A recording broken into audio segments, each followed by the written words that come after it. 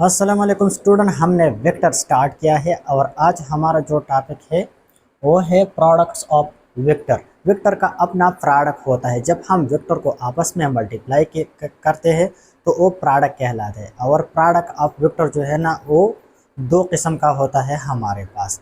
एक होता है स्केलर प्रोडक्ट ऑफ वेक्टर और दूसरा होता है vector product of the vector, यानी cross product of the vector. ठीक है, तो हम इसको डिफाइन करते हैं। सबसे पहले दो किस्म है हमारे पास, एक है स्केलर प्रोडक्ट, एक स्केलर प्रोडक्ट है और दूसरा जो है वो है vector product of vector product of the vector.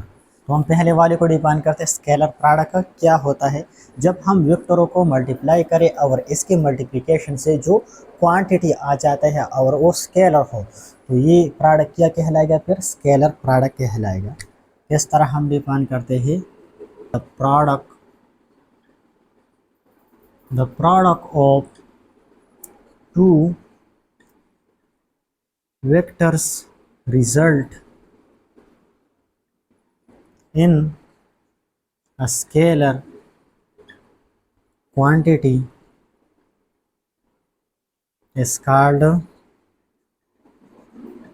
scalar product of the vector। किस तरह हम डिफाइन करते हैं? The product of the two vectors result in a scalar quantity is called scalar product. यानी जब हम दो वेक्टरों को आपस में मल्टीप्लाई करें और इसके मल्टीप्लिकेशन से अगर स्केलर क्वांटिटी आता हो तो वो प्रोडक्ट क्या कहलाएगा? स्केलर प्रोडक्ट कहलाएगा। मिसाल के तौर पर हमारे पास दो वेक्टर है, मैं वेक्टर को ड्रा करता हूँ, ये वेक्टर ए है और इसके साथ दूसरा वेक्टर बी ड्रा करता हूँ जो इस वेक्टर के साथ एंगल थीटा बनाता है। ठीक है, अब इस वेक्टर से एक परपेंडिकुलर यहाँ पे ड्रा कर देते हैं तो इस वेक्टर बी का कंपोनेंट यहाँ पे बनेगा एक्स एक्सिस पे, वो होगा क्या? वो component along the vector A होगा बी काज थीटा, और ये बी काज थीटा क्या है? वेक्टर बी का कंपोनेंट है जो कि प्रोजेक्शन है वेक्टर ए पर, इस पर एक प्रोजेक्शन है और इसको पैरेलल है बी का कंपोनेंट। ठीक है, तो हम फिर प्रोडक्ट इस तरह लिखेंगे A dot B is equal to A into B cos theta. तो यहाँ पर ए वेक्टर ए का मैग्नीट्यूड बताता है और बी का थीटा वेक्टर बी का प्रोजेक्शन है वेक्टर ए पर जो कि इसके साथ पैरेलल है, तो एंगल भी इसके दरमियान, इन दोनों के दरमियान क्या है? जीरो एंगल है। ठीक है, अब इन दो वेक्टर के दरमियान हम डॉट लगाते हैं, ए और बी के दरमियान हम क्या करते हैं? डॉट लगाते हैं। तो डॉट लगाने की वजह से ये प्रोडक्ट बाजुकात डॉट प्रोडक्ट भी कहलाते हैं। डॉट प्रोडक्ट और scalar product, dot product of vectors, तो ये डॉट प्रोडक्ट भी कहलाता है और स्केलर प्रोडक्ट भी कहलाता है। यानी हमने दो वेक्टर ले लिए, वेक्टर ए और वेक्टर बी, जो एक दूसरे के साथ एक एंगल बनाता था। ठीक है, फिर हमने इन दोनों वेक्टरों को मल्टीप्लाई किया और इससे क्या आया? ये आया। अब ऐसा भी हो सकता है कि वेक्टर ए यहाँ पर हो और वेक्टर बी यहाँ पर हो, तो फिर वेक्टर ए का प्रोजेक्शन वेक्टर बी पर होगा। ऐसा भी हम लिख सकते हैं कि अगर वेक्टर बी यहाँ पर हो और वेक्टर ए यहाँ पर हो तो फिर यहाँ पर एंगल बनेगा और वेक्टर ए का एक प्रोजेक्शन वेक्टर बी के पैरेलल होगा। फिर वो क्या तस्वीर किया जाएगा? वो होगा ए काज थीटा होगा, वो क्या होगा? ए काज थीटा। तो उसको फिर इस तरह लिखेंगे बी डॉट ए, फिर इसको इस तरह लिखेंगे बी इंटू ए काज थीटा। ठीक है, और मैं इसको इस तरह लिख सकता हूँ B A cos of theta. तो यहाँ पर बी वेक्टर बी का मैग्नीट्यूड बताते हैं एंड ए काज थीटा जो कि वेक्टर ए का प्रोजेक्शन है वेक्टर बी पर। ये तो डॉट प्रोडक्ट है, तो ये कम्यूटेटिव है, ए डॉट बी और बी डॉट ए दोनों एक ही होंगे, इसमें कोई फर्क नहीं पड़ेगा। ठीक है, तो ये था वेक्टर का स्केलर प्रोडक्ट के बारे में। जब हम दो वेक्टर मल्टीप्लाई करते हैं और वो उससे रिजल्ट क्या आता है? स्केलर क्वांटिटी आता है, वो स्केलर प्रोडक्ट का तस्वर किया जाता है। ठीक है, और कहलाता है। इसकी मिसाल क्या है? स्केलर प्रोडक्ट की मिसाल। ठीक है, अब स्केलर प्रोडक्ट के कुछ एग्जांपल लेता हूँ मैं।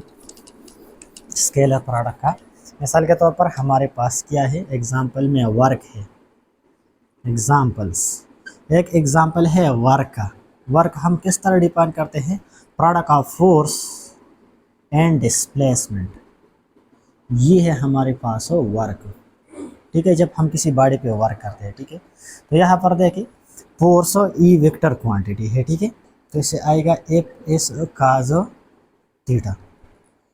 अब देखो फोर्स और डिस्प्लेसमेंट दोनों वेक्टर है, आपस में मल्टीप्लाई हुआ और इससे क्या आया वर्क। तो वर्क हमारे पास क्या है, ये एक स्केलर क्वांटिटी है, ठीक है।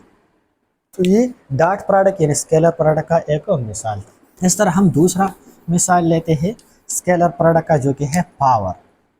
तो पावर हम किस तरह डिफाइन करते हैं, the rate of doing work. ये है power, rate of doing work. तो यहाँ पर इस वर्क को मैं इस तरह लिख सकता हूँ, F dot S divide by T, क्योंकि वर्क एफ डॉट एस के बराबर है, एफ डॉट एस के। तो यहाँ पर मैंने इसको इस तरह लिख लिया। फिर पावर किस तरह होगा, यहाँ पर एस बटे टी है, ठीक है। तो इस बटे टी क्या कहलाते, एफ अपने मैंने जगह पे लिख लिया, और इस बटे T time rate of change of displacement है, और time rate of change of displacement को हम वेलोसिटी कहते हैं, ठीक है। तो दोनों यहाँ पर फोर्स भी वेक्टर है, वेलोसिटी भी वेक्टर है, दोनों मल्टीप्लाई हो गए और इससे क्या आया, पावर आया। तो पावर क्या है, पावर है स्केलर क्वांटिटी, ठीक है। इससे स्केलर क्वांटिटी आया। जैसा कि वर्क स्केलर क्वांटिटी था, इस तरफ पावर भी किया है, ये भी स्केलर क्वांटिटी है। तो यहाँ पर भी दो वेक्टर मल्टीप्लाई हो चुके हैं, इससे स्केलर क्वांटिटी यानी पावर आया है। और यहाँ पर भी दो वेक्टर मल्टीप्लाई हो चुका है, डिस्प्लेसमेंट और फोर्स दोनों वेक्टर है, और इससे रिजल्टेंट को क्वांटिटी क्या आया है, वो वर्क आया है। तो वर्क भी स्केलर क्वांटिटी है। यानी ये स्केलर प्रोडक्ट की एग्जाम्पल थे, वेक्टर मल्टीप्लाई हो गई और इसने किया दिया एक स्केलर क्वांटिटी दिया पावर की शक्ल में और वर्क की शक्ल में। इस तरह हमारे पास बहुत से ऐसे स्केलर क्वांटिटी है जो कि वेक्टर के प्रोडक्ट से आ चुके हैं। अब वेक्टर के प्रोडक्ट का दूसरा किस्म क्या कहलाता है, वो होता है vector product. Vector vector product और cross product, cross product. Vector के प्रोडक्ट का दूसरा किस्म क्या कहलाता है, वेक्टर प्रोडक्ट और क्रॉस प्रोडक्ट। इसको हम किस तरह डिफाइन करते हैं, the product of two vector results in a vector quantity is called vector product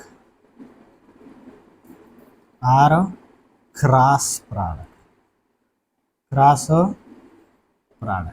किस तरह हम डिफाइन करते हैं, the product of two vector result in a vector quantity is called a vector product और cross product. यानी जब हम दो वेक्टरों को आपस में मल्टीप्लाई करते हैं और इसके रिजल्टेंट से क्या आता है, किस तरह क्वांटिटी, कैसा क्वांटिटी आता है, वेक्टर क्वांटिटी आता है, तो वो प्रोडक्ट क्या कहलाएगा, फिर वो क्रॉस प्रोडक्ट या वेक्टर प्रोडक्ट कहलाएगा। मिसाल के तौर पर हमारे पास दो वेक्टर हैं, मैंने दोबारा दो वेक्टर ए और वेक्टर बी ले लिया और इन दोनों वेक्टर के दरमियान क्या है, एक एंगल बनता है, ठीक है। तो फिर हम इन दोनों वेक्टर का प्रोडक्ट किस तरह लिखेंगे, इसको इस तरह लिखेंगे, A cross B is equal to A sine theta in unit vector. इसको इस तरह लिखेंगे, ठीक है, इस तरह लिखेंगे। फिर उसको इस तरह लिखेंगे, A cross B A B sine theta in unit vector. A जो है ना वेक्टर ए का मैग्नीट्यूड है और बी साइन थीटा ये क्या है, ये वेक्टर बी का वो कंपोनेंट है जो कि इस वेक्टर ए को परपेंडिकुलर होगा।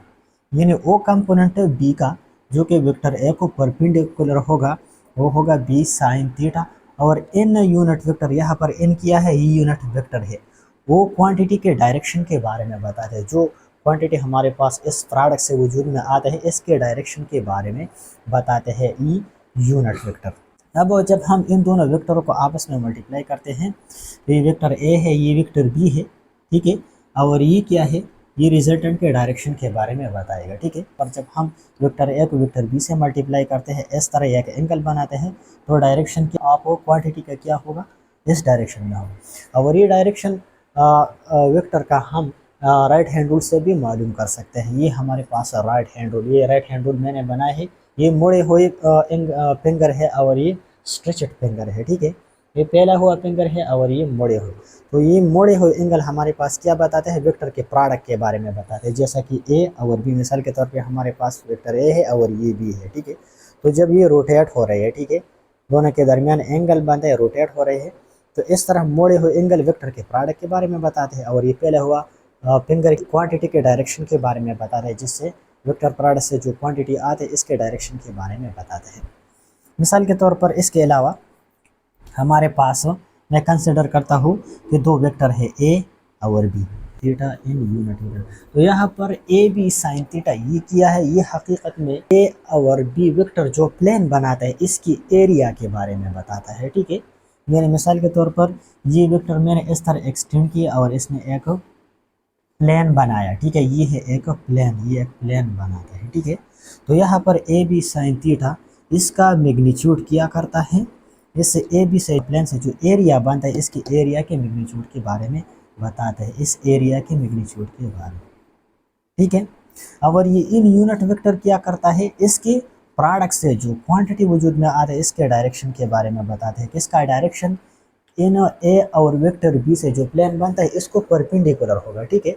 जैसा कि ये हमारे पास एक प्लेन बनाता है, ठीक है, ये दो वेक्टर है प्लेन बनाता है, और तीसरा वेक्टर जो है ना इसके डायरेक्शन के बारे में पता है, जिससे जो क्वांटिटी आता है वो इन दोनों को परपेंडिकुलर होगा। जैसे कि मैंने बनाया वेक्टर ए वेक्टर बी और ये परपेंडिकुलर है, डायरेक्शन है क्वांटिटी का जो उसके प्रोडक्ट से आता है, ठीक है। तो ये था क्रॉस प्रोडक्ट और vector product of the two vector. अब हम ए और बी के दरमियान क्रॉस लगाते हैं, तो क्रॉस लगाने की वजह से ये वेक्टर प्रोडक्ट क्रॉस प्रोडक्ट भी कहलाता है, ठीक है। मिसाल के तौर पर हमारे पास है टार्क।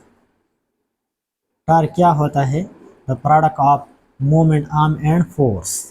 तो टार्क होता है आर मल्टीप्लाई एफ, इस तरह होता है। तो हम लिखते हैं टी जी इक्वल टू और F O sine theta in unit vector.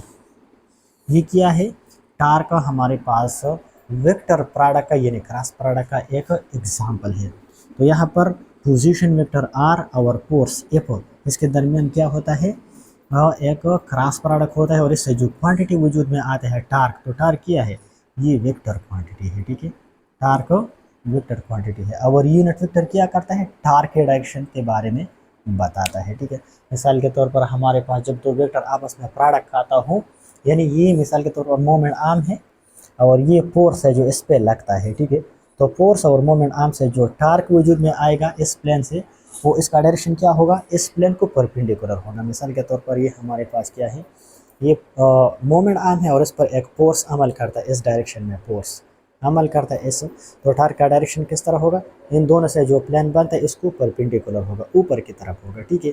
अब अगर ये एंटी क्लॉकवाइज डायरेक्शन में हो, इस तरह हो, ठीक है, इस तरह हो, फोर्स का डायरेक्शन इस तरह एंटी क्लॉकवाइज में हो और ये मोमेंट आर्म हो, तो फिर टार्क का डायरेक्शन डाउनवर्ड होगा, यूनिट वेक्टर डाउनवर्ड होगा, डायरेक्शन डाउनवर्ड होगा, ठीक है। तो राइट हैंड रूल से हम टार्क के डायरेक्शन मालूम कर सकते हैं। अगर इस तरह एंटी क्लॉकवाइज डायरेक्शन में जाए तो फिर टार्क का डायरेक्शन ऊपर होगा, अगर क्लॉकवाइज डायरेक्शन में जाए प्रोडक्ट को तो टार्क का डायरेक्शन नीचे होगा।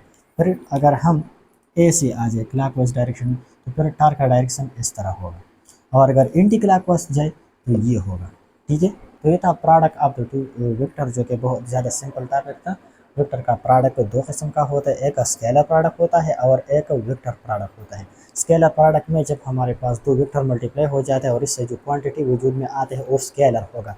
जैसा कि वर्क और पावर मैंने बताई कि इसमें दो वेक्टर मल्टीप्लाई हो गए और इससे जो क्वांटिटी आया पावर और वर्क वो स्केलर क्वांटिटी थी, ठीक है। और इन दो वेक्टर के दरमियान हम डॉट पुट करते हैं लगाते, इसकी वजह से ये डॉट प्रोडक्ट भी कहलाता है। इस तरह वेक्टर प्रोडक्ट वो होता है जब हम वेक्टर को मल्टीप्लाई करते हैं और इससे जो रिजल्टेंट क्वांटिटी आती है वो भी वेक्टर हो, तो वो वेक्टर प्रोडक्ट तस्वर किया जाता है। या इसको क्रॉस प्रोडक्ट इसलिए कहते हैं कि हम ए और बी यानी वेक्टर के दरमियान क्रॉस लगाते हैं, तो इसकी वजह से ये क्रॉस प्रोडक्ट भी कहलाता है, ठीक है।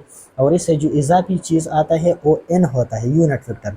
ये इस क्रॉस प्रोडक्ट से जो क्वांटिटी वजूद में आता है वो चूँकि वेक्टर है, तो वेक्टर की वजह इसका डायरेक्शन होगा, तो उसको डायरेक्शन के बताने के लिए कि इस्तेमाल होता है, यहाँ पे इन यूनिट वेक्टर इस्तेमाल होता है, जो कि उस क्वांटिटी के डायरेक्शन के बारे में बता दें। तो ये आज का टॉपिक वेक्टर के प्रोडक्ट के बारे में था। तो उम्मीद रखता हूँ कि आप लोग समझ चुके होंगे। अगर कोई भी किसी का कोई क्वेश्चन है इस टॉपिक में तो आप मुझसे पूछ सकते हैं।